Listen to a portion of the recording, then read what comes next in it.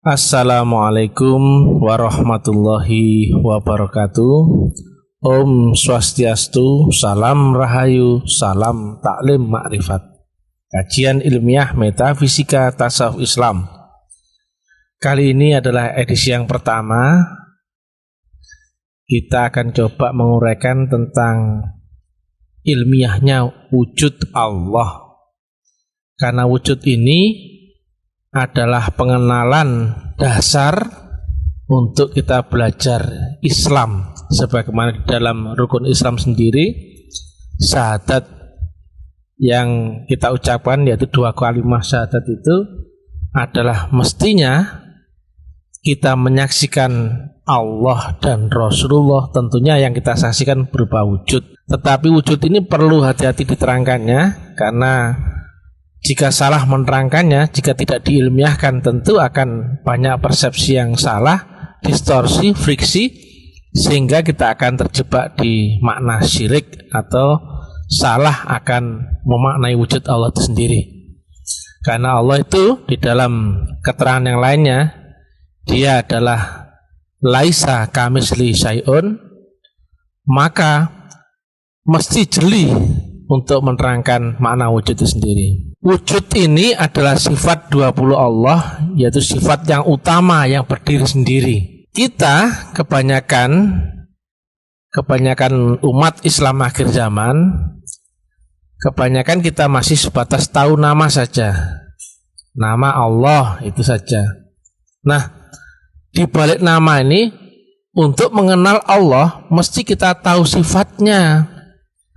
Nah, kalau kita tahu sifatnya, pasti tahu namanya.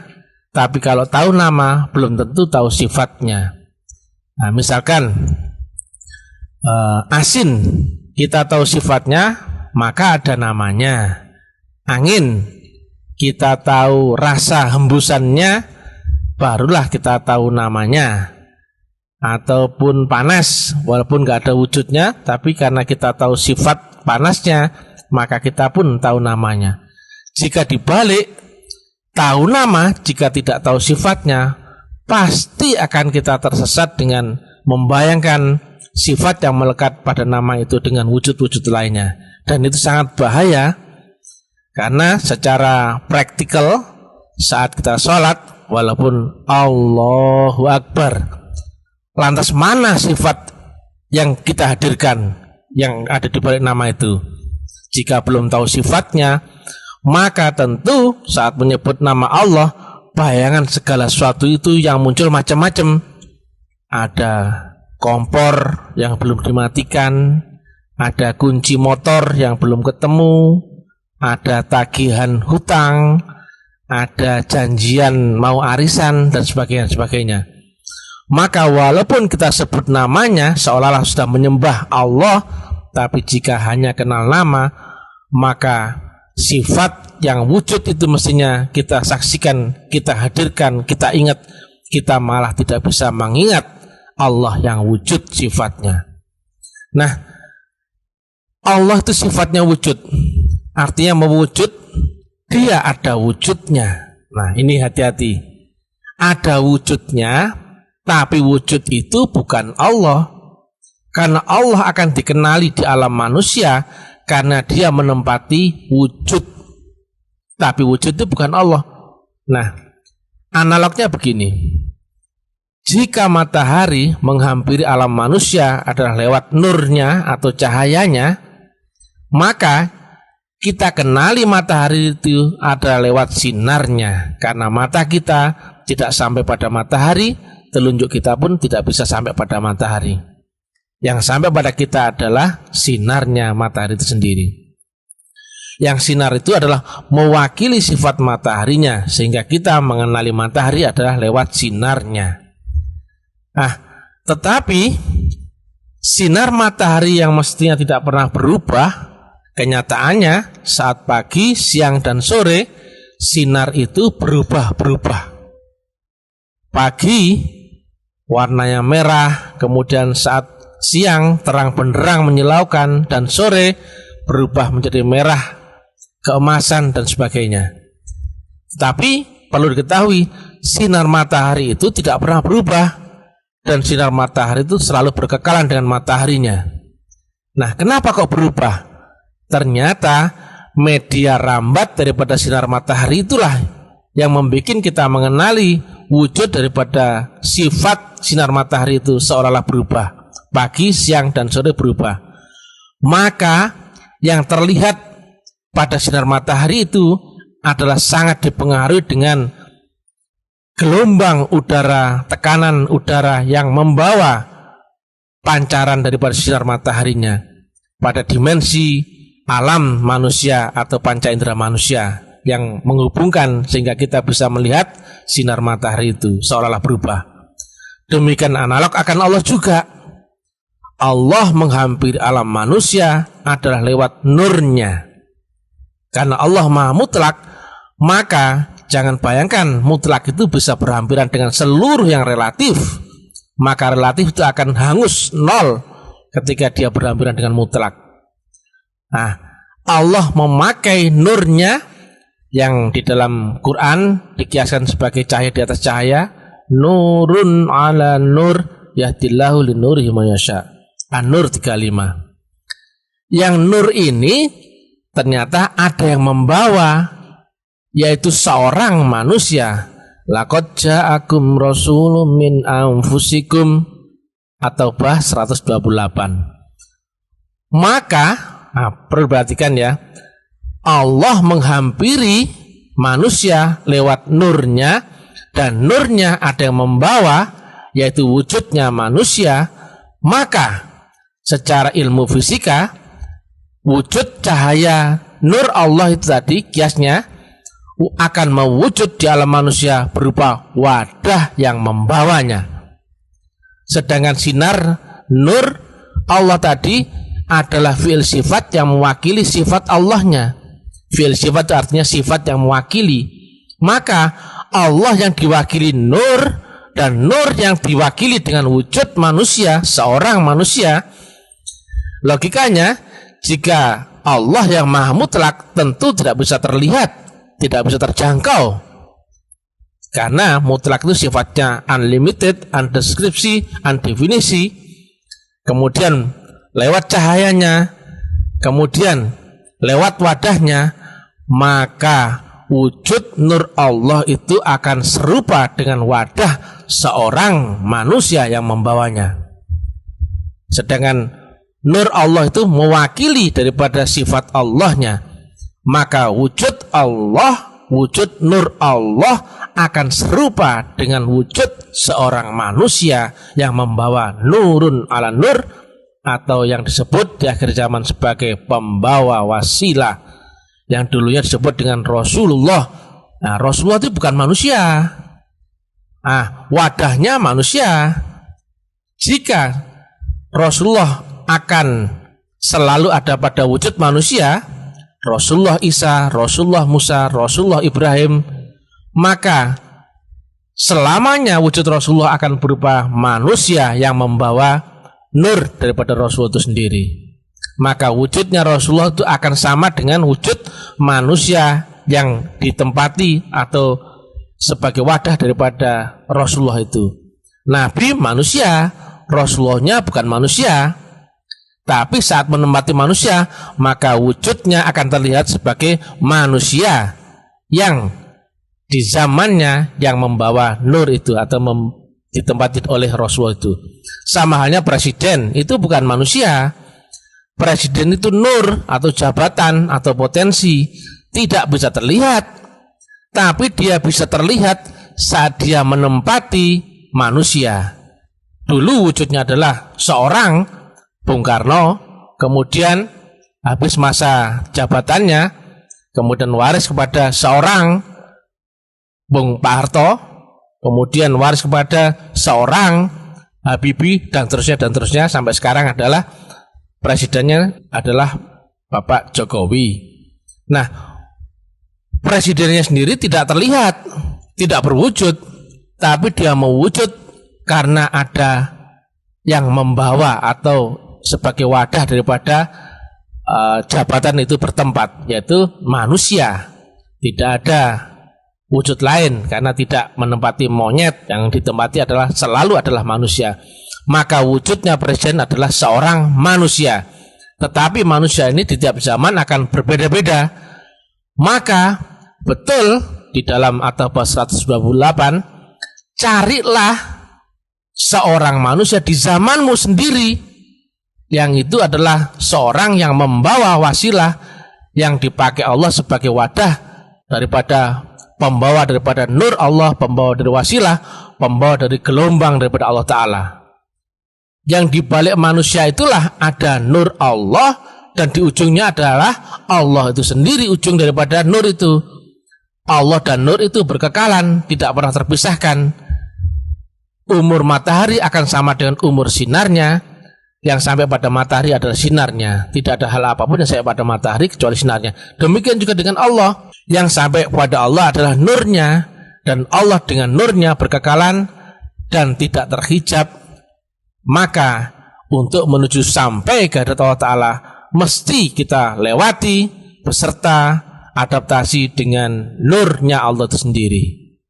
Nurun ala nur, itu adalah terbentang dari nur Allah, nur malaikat Jibril, dan nur Muhammad.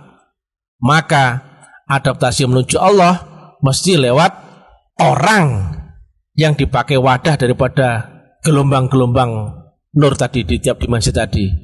Maka mesti kita temukan pembawa wasilah yang perintahnya ada di Al-Maidah 35, wabtaghu ilahil wasilah wajahidu fisabilihi la'allakum tuflihun. Carilah, itu artinya perintah, tali penghantar, penghubung. Karena jika kita apapun yang kita kerjakan, zikir, ibadah, sholat, yang tidak ada hubungan gelombangmu dengan gelombang Allah, maka tentu akan putus atau nggak akan nyambung. Sholatmu pun pasti lalai, zikirmu pasti nggak nyambung, ibadahmu pun pasti nggak sampai. Maka wajib kita mencari wasilah. Wasilah adalah tali penghantar, yaitu hubunganmu dengan Allah Ta'ala dan lewat nurnya. Maka nurnya itu ada di balik seorang wali yang dulu ada pada Nabi Muhammad, yang isinya adalah Rasulullah Muhammad, yang ujungnya adalah Allah Ta'ala sendiri. Wujudnya Allah, wujudnya Rasulullah Muhammad, wujudnya Nabi Muhammad itu sama saat dilihat di dimensi dunia atau akal panca indera orang lain untuk melihatnya. Di dalam ayatnya adalah seorang manusia, artinya ada seorang yang terpilih. Maka kita harus mencari orang itu, yang dibalik orang itu adalah pembawa wasilah, atau dibalik ada wasilah itu sendiri. Perintahnya jelas mencari, dan kriterianya jelas adalah seorang manusia di zamanmu sendiri, bukan zaman lalu, bukan zaman dahulu, bukan zaman orang lain, mesti di zamanmu sendiri. Artinya Rasul utusan itu mesti ada di zamanmu sendiri. Kekeliruan kita adalah mengira Rasulullah itu tidak ada setelah berlindungnya Nabi Muhammad. Padahal Nabi sendiri sampaikan, sepeninggalku nanti itu hanya masalah sebutan.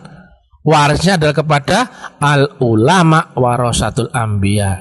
Dulu memang disebut Rasulullah, tapi karena ada momentum daripada zaman Nabi Muhammad berbeda dengan zaman setelah Nabi Muhammad, maka membedakan itu adalah disebut sebagai al-ulama waris. Nah, yang mewarisi tentulah sama, hanya pindah wadah tetapi isinya akan sama. Air ditaruh botol, bentuknya botol, dipindah gelas airnya, maka bentuknya serupa gelas, dipindah mangkok, bentuknya pun serupa dengan mangkok, demikian seterusnya. Airnya itu tetap sama, sambung menyambung, ganti mengganti, estafet yang berkelanjutan. Demikian juga di zaman ini pasti ada seorang manusia yang mengemban, mewarisi estafet yang diwariskan daripada Rasulullah Muhammad SAW. Itulah disebut dengan seorang wali yang mursyida. Disebutkan di Al-Kahfi 17 bahwasanya sangat jelas di akhir ayat adalah menyebutkan falam tajidalahu waliyam mursyida. Nah, jelas. Maka kesaksian kita akan wujud Allah dan wujud Rasulullah adalah menyaksikan wujud zahirnya Allah. Dia zahir, dia pun batin. Kalau kita tidak ketemu wujud zahirnya, mana mungkin kita ketemu batinnya. Sedangkan zahirnya adalah mewujud di dalam sifat wujudnya, atau dalam bahasa tasawuf disebut tajalli. Nah, itu hanya wujudnya, tapi wujud itu bukan Allah. Nabi Muhammad bukan Allah. Nabi Muhammad pun beda dengan Rasulullah, tapi Allah dan Rasulullah ada di baliknya Nabi Muhammad. Demikian juga di akhir zaman, waliyah mursyida itu bukan Allah, waliyah mursyida juga bukan Rasulullah, tapi Allah dan Rasulullah yang warisi itu ada di baliknya guru waliyah mursyida. Maka syahadat itu artinya adalah engkau menyaksikan Allah, engkau menyaksikan Rasulullah ketika kau berbaiat, berimam, kemudian tunduk patuh di dalam bimbingan guru rohani, yaitu guru waliyah mursyida. Tetapi jika sekilas tidak diilmiahkan, maka seolah-olah kita menyembah manusia. Padahal itu adalah teknik rabitoh. Dengan kita menyamakan frekuensi dan gelombang, maka di dalam istilah sholat kita pasti tahu ada istilah inni wajjahtu wajhiya lilladzi fataras samawati wal ard. Kita menghadirkan wujud Allah, mesti ada yang diingat. Mana bisa ingat kalau kita nggak pernah ketemu wujudnya? Impossible. Mesti ketemu wujudnya dulu baru diingat. Nah, kita ingat wujudnya, tetapi karena kita telah dibaiat akan sifatnya, maka kenal sifatnya. Ketika kita hadirkan wujudnya, sifatnya pun akan hadir. Kita sebut namanya, hadirkan wujudnya, sifatnya pun akan hadir. Ketika engkau telah tahu sifatnya es teh manis itu enak, ketika saat puasa Ramadan misalkan, ada wujudnya teh, gambar di baliho besar, teh manis seger, berkeringat gitu, keringat es, maka rasa segarnya pun datang kepada kita. Juga analognya ketika kita tahu sifat jeruk itu asam, baru kita lihat wujud gambar orang merjeruk diminum air jeruknya, maka datang pula sifat asamnya kepada kita. Atau pula kita tahu rasa sifat yang ada di balik orang yang kita cintai misalkan, baru disebut namanya, ditunjukkan fotonya, pasti di dalam hati kita pun berdetak. Artinya ada kontak di situ. Itulah teknologi yang menghubungkanmu dengan menghubungkan gelombang Allah Ta'ala, yaitu lewat seorang wali yang tekniknya disebut dengan rabitoh, yaitu menghadirkan wujud Allah, yaitu wujud Allah yang wujud, Rasulullah yang wujud, tetapi di baliknya kita menghadirkan gelombang nurun ala nur, yaitu gelombang Nur Muhammad, gelombang malaikat Jibril, dan gelombang Allah Ta'ala.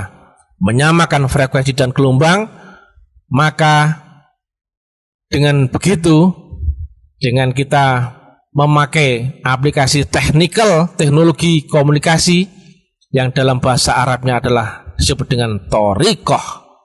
Itulah prinsip dasar thoriqah, yaitu kita berhubungan dengan Allah yang maha metafisik dengan memanfaatkan resonansi, vibrasi, menyamakan frekuensi dan gelombang. Sehingga walaupun kita di dunia, di alam yang terbatas, kita bisa terhubung dengan Allah yang dimensinya maha tak terbatas. Aku Maliki Yaumiddin, Raja di akhirat, Raja di alam rahasia, Raja di alam yang maha tinggi.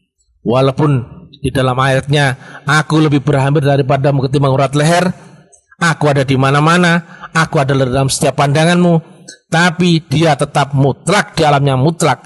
Maka yang menghampirimu adalah berupa gelombangnya. Tapi jika gelombangnya tidak pernah kau temukan, tidak pernah kau hampiri, maka walaupun dekat, seolah dekat ya, lebih dekat daripada urat lehermu, tapi jika gelombang dan frekuensinya tidak sama, maka gelombang Allah pun tidak akan pernah hadir dalam dirimu. Itulah kenapa sholat mesti menghadirkan gelombang Allah, yaitu secara teknikal kita memahami ada dengan rabitoh, dengan dalil yang kita sama-sama tahu, yaitu ini wajjahtu wajhiya. Di balik itu adalah kita menghubungkan rohani kita dengan rohani guru, yang dari guru ke gurunya sampai dengan guru agung Rasulullah Muhammad, dan dari Rasulullah Muhammad terhantar langsung ke Allah Ta'ala, karena Rasulullah Muhammad dengan Allah tidak tertinding dari segala rahmatullah. Maka itulah prinsip dasar penerangan atau kajian ilmiah yang menjelaskan tentang wujud Allah. Sekali lagi, Allah sifatnya wujud, maka untuk memahami Allah yang ada di balik namanya, kita mesti mengenal wujudnya. Barulah kita tahu Allah yang itu bukan Allah yang berupa kunci, bukan Allah yang berupa hutang, bukan Allah yang berupa pacar. Allah yang wujudnya adalah Rasulullah. Maka ibadah kita bisa tersalur, tersambung. Karena jika sholat yang lalai di dalam sholatnya, artinya sholat yang tidak tersambung, terhubung, maka Allah pun mengancamnya dengan neraka wel. Itu bukan orang yang lalai sholat, tapi orang yang lalai dalam sholatnya. Mudah-mudahan manfaat. Salam ta'lim ma'rifat, salam kebangkitan tasawuf ilmiah. Jangan lupa ikuti uraian-uraian ilmiah kami di FB, WA, YouTube, Instagram, dan lain-lain. Dan bagi yang berniat serius ingin belajar tentang teknik-teknik tinggi tarikatullah, maka silahkan hubungi admin. Jangan lupa bantu share kemana-mana agar banyak orang yang bisa ikut tercerahkan dengan uraian-uraian ilmiah ini. Karena Islam itu ilmiah dan amaliyah. Ilmiah itu artinya bisa dipertanggungjawabkan secara ilmu, bisa diriset, bisa dianalisa, dan pastinya akan sesuai dengan kaidah rumus hukum ilmu pasti. Dan amaliyun artinya bisa dibuktikan, wajib. Karena itu mesti hakul yakin, kau harus alami sendiri, bukan ceritanya. Mudah-mudahan manfaat. Ilahi anta maksudi waridhaka madrubi. Assalamualaikum warahmatullahi wabarakatuh. Salam Rahayu.